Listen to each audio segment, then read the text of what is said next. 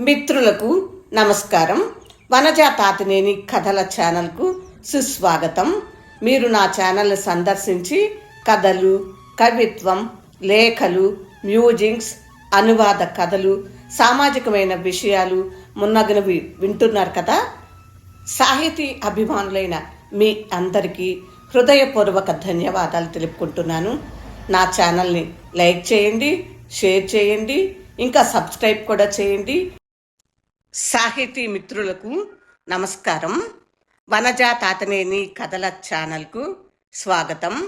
విభిన్న కథల సమాహారం వనజా తాతినేని. ఈరోజు నేను వినిపించబోతున్న కథ నిరీక్షణ. రచన సురవరం ప్రతాపరెడ్డి. కథ వినే ముందు రచయిత గురించి చిరు పరిచయం. ఒకప్పటి రాయచూరు జిల్లా అలంపురం తాలూకా ఇటుకలపాడులో సురవరం ప్రతాప్ రెడ్డి జన్మించారు. BA-BL చదివి హైదరాబాద్లో గోల్కొండ పత్రికకు దాదాపు 20 సంవత్సరాలు సంపాదకులుగా పనిచేశారు. పలు సంపాదకీయాలు, వ్యాఖ్యలు, వ్యాసాలు వెలువరించారు. చక్కని కథలు రాశారు. ప్రతాప్ రెడ్డి కథల సంపుటి వెలువడింది. శుద్ధాంతకాంత నవల, తుకారాం నాటకము రచించారు. పలువురు జీవిత చరిత్రలు రాశారు. సంస్కృత, ఉర్దూ, ఆంగ్ల భాషల్లో ప్రవీణులు. ఇప్పుడు కథ వినండి. నిరీక్షణ. శంకరన్, దినము సూర్యుడు తూర్పు సముద్రం నుంచి పైకి లేచి పడమటి సముద్రంలో మునుగుతూ ఉంటాడు. రాత్రంతా ఎక్కడ ఉంటాడు? మళ్ళీ తెల్లవారే వరకు తూర్పుకి ఎట్లా వస్తాడు? కుమారి, అది అనాది నియమం. ప్రతి వస్తువుకు ఉదయం, అస్తమయం ఉన్నది. అస్తమించే వస్తువు మళ్ళీ ఉదయిస్తుంది. మన ఈ ఊర్లో తూర్పు పడమటి సముద్రాలు కలుస్తవి. అందుచేత సముద్రంలోనే పుట్టి సముద్రంలోనే మునిగినట్లు కనపడుతుంది. అయితే వేరే దేశాల్లో ఎట్లా ఉంటుంది? ఈ అందం అక్కడ లేదు. ఉత్తరానికి పోయే కొద్దీ భూమిలో మునిగి భూమిలో నుండి పైకి వచ్చేటట్లు కనపడతాడు. ఆ అలలు చూస్తివా ఎట్లా ఒకటి మీద ఒకటి పడుతున్నవో? ఎప్పుడూ వాటికి విరామం లేదా? అఖండ ప్రేమ అంటే అట్లే ఉంటుంది.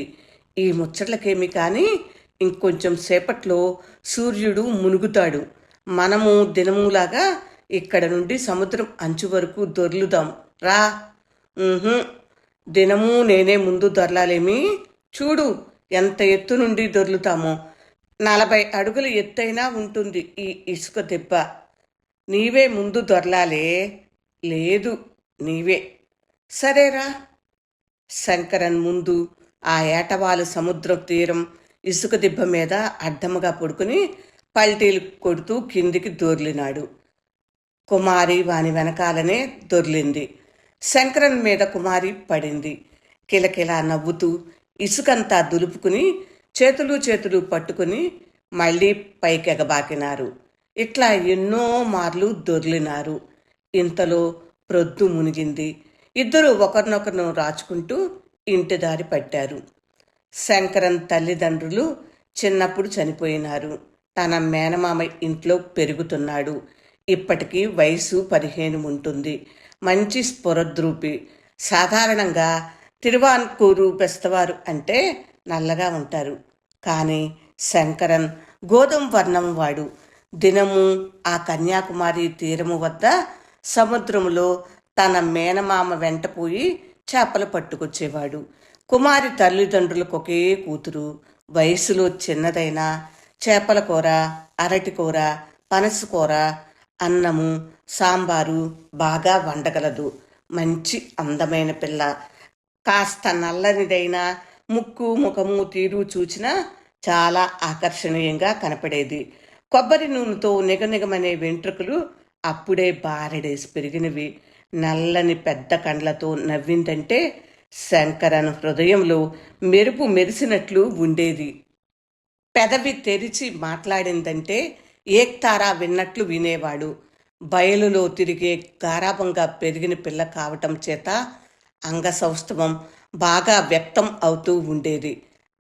తన మేనమామ కూతురు అవటం చేత శంకరన్కే ఆ పిల్లనిస్తారని అందరూ అనుకునేవారు. కానీ వీరిక పెండ్లిండ్ల ముచ్చట ఏమీ తెలియదు. అన్యోన్య ప్రేమ దినదినము పెరుగుతూ ఉంది. దినము సాయంకాలము తప్పకుండా సముద్ర తీరం పైన ఆ ఏటవాలు ఇసుక దిబ్బల మీద ఆడుకునేవారు. ఇట్లా కొన్ని సంవత్సరాలు గడిచినవి. శంకరన్ 20 ఏండ్ల వాడైనాడు. కుమారి 16 ఏండ్లదయింది. నవ యవ్వనములో కుమారి సంపూర్ణ వికాసముకు వచ్చింది.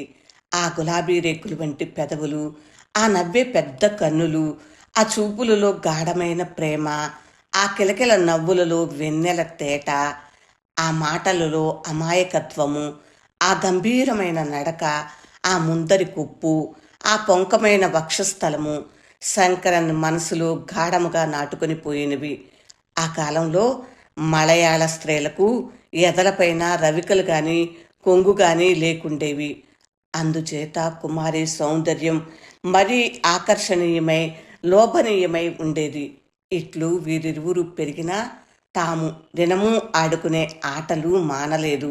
ఆ దిబ్బలపైన జారి తన మీద కుమారి పడినప్పుడు శంకరన్ తననే కాదు ప్రపంచాన్నే మరిచిపోయేవాడు. ఆ పడుచు చేయి పట్టుకుని రాత్రిలో ఇంటికి పోతూ ఉంటే శరీరమంతా గగ్గురు పొడిచేది. కుమారి కూడా శంకరన్ తొడపై తల మోపి పండు వెన్నెల్లో పడుకున్నప్పుడు తన ప్రియుడు ఆ కథ ఈ కథ చెబుతూ ఏదో మిషపెట్టుకుని వంగి ముద్దు పెట్టుకున్నప్పుడు తన శరీరంలో రక్తం మహావేగంగా ఉష్ణంగా ప్రవహించుతూ ఉండేది. చెక్కిళ్లపైన కాంతి రెండింతలయ్యేది. ఊర్లో అమ్మలక్కలు వీరిద్దరి ఈడు జోడు చూసి వీరి అమాయకపు ఆటలు పాటలు చూచి చాలా ముచ్చట పడుతూ పావురాళ్ల జతలాగా ఉన్నారని అంటే ఇద్దరు ముసిముసి నవ్వులు నవ్వుతూ ఒకరిని ఒకరు వంక చూపులతో చూచుకునేవాళ్ళు. ఒకనాడు సాయంకాలం ఇంటికి వస్తూ వారిద్దరూ ఇట్లా మాట్లాడుకుంటూ పోయినారు. కుమారి, ముందు ఆదివారము మనకి పెండ్లంటగా అత్తమామలు వాళ్ళు పందిళ్ళేసి ఇల్లంతా అలంకారం చేస్తున్నారు. ఆ సంగతి నాకు తెలుసునులే. మనము ఇక ఆలుమంగళమైతే మనకు బ్రహ్మానందంగా ఉంటుంది కదూ. ఇప్పుడు లేదా? మనకెప్పుడు నిత్యానందమే. మనము ఎప్పటి వలనే దినంబు ఆడుకుంటాముగా. లేదు, ఇంకా మనకు ఆటలాడే అవకాశం ఉండదు. మనమింకా ఇంటి పనులన్నీ చక్కబెట్టుకుంటూ సంసారం చేయవలసింది. నేను దినము చేపలు పట్టుకు వస్తాను. నీవు ఇంట్లో పనులన్నీ చక్కబెడుతూ ముసలి తల్లిదండ్రుల సేవ చేయవలసి ఉంటుంది. అట్లయితే నీవు నన్నింకా ప్రేమించువు? ప్రేమించను ఎవరంటారు? నిన్ను పూలల్లో పెట్టి పూజిస్తాను. అందరి చేత పూజ చేయిస్తాను. ఏమో, నేను పగలంతా చేపలు పట్టబోతాను. నీవు ఇంట్లో దంచి చెరిగి వంట చేసి ఇంటి పనులు చూసుకుని సాయంత్రం వరకు సర్దీ పుట్ట తీసుకుని సముద్ర తీరానికి రావు. తప్పకుండా గంట ముందే వచ్చి ఎదురు చూస్తూ కూర్చుంటాను. మరి నేను పగలంతా సముద్రం మీద ఉంటే నీవు ఇంటి పనుల్లో నన్ను మరిచిపోతావా? ఎన్నటికీ మరవను. అమ్మో, నిన్ను మరిస్తే ప్రపంచమే మరిచినట్టు. శనివారం నాడు మధ్యాహ్నము భోంచేసుకుని కుమారిని వెంట పెట్టుకుని సముద్ర తీరానికి శంకరన్ పోయినాడు.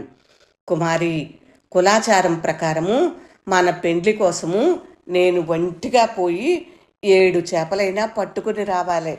అదెంత పని? గంట లోపలే వస్తాను. రేపేగా మన పెండ్లి. నీవు ఇంటి వద్ద ఉండు. ఇప్పుడే వస్తాను. ఏమి? గట్టిగా వస్తావా? అందుకు సందేహం ఏమిటి? చేపల ఏటలో నన్ను మరిచిపోతావేమో. లేదు లేదు, నీవే నన్ను మరిచిపోయేవు. నీవు జల్దీ రాకుంటే నేను నీతో ఇంక మాట్లాడను చూడు. తప్పకుండా వస్తాను అంటూ శంకరన్ కుమారిని ముద్దులలో ముంచి చిక్కని బిగి కౌగిటిలో ఇరికించుకుని కొంతసేపు తన్మయుడై విడిపించుకుని గంతులు వేస్తూ తెప్ప ఎక్కి గబగబా నడుపుకుంటూ వెళ్ళినాడు. అతడు చూపు మేర నుండి అదృశ్యుడయ్యే వరకు చూస్తూ కుమారి ఇంటివైపు తిన్నగా నడిచింది. గంట అయింది. 2, 3, 4 గంటలయింది. సాయంత్రమైంది. చీకటి పడింది. శంకరన్ రాలేదు. వెన్నెల రాత్రి పర్వాలేదు. ఈవేళ చేపలు దొరకలేదేమో, సగము రాత్రికైనా వస్తాడులే అని కుమారి తల్లిదండ్రులన్నారు.